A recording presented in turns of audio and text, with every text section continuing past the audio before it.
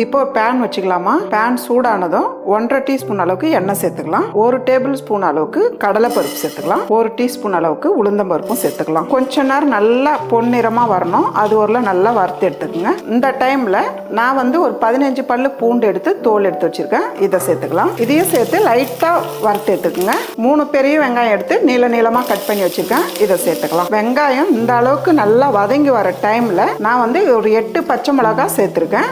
பச்சை மிளகாய் சேர்த்து ஒரு அளவுக்கு நல்லா வதக்கிடுங்க. நான் ஒரு அரை கைப்பிடி அளவுக்கு கொத்தமல்லி சேர்த்துக்கிறேன். கூடவே கொஞ்சமா ஒரு 10 இலைக்கு புதினா சேர்த்துக்கலாம். இது ரெண்டும் சேர்த்து நல்லா வதக்கி விட்டுடலாம். புதினா கொத்தமல்லி வதங்கினதும் 2 பீஸ் தேங்காய் எடுத்து பொடியை நறுக்கி வச்சிருக்கேன். இதையும் சேர்த்துக்கலாம். தேங்காவும் சேர்த்து ஒரு வதக்கிடுங்க. கொஞ்சமா புளி 50 கிராம் பொட்டுக்கடலை இது ரெண்டும் சேர்த்து சூடு ஏத்தனா போதும். இது கூடவே தேவையான அளவு உப்பு சேர்த்துடலாம். நம்ம வதக்கி வச்ச வெங்காயம் நல்லா ஆறி இருக்கு.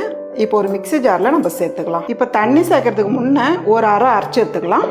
இந்த அளவுக்கு ஒரு அரை அரைச்சிட்டு தண்ணி ஒரு கப் அளவுக்கு சேர்த்து நல்லா நைஸா அரைச்சி எடுத்துக்குங்க. பாருங்க இந்த அளவுக்கு லைட்டா கொரகொரப்பா எடுத்துக்குங்க. பாருங்க 1 டீஸ்பூன் எண்ணெய், அதுல ஒரு 5 உளுந்தம் பருப்பு, அரை ஸ்பூன் கடுகு, ஒரு காஞ்ச மிளகாய் 2ஆ கட் பண்ணது. அவ்வளவுதான்மா. இட்லி தோசைக்கு வச்சு சாப்பிட்ற மாதிரி ஒரு சூப்பரான சட்னி ரெடி.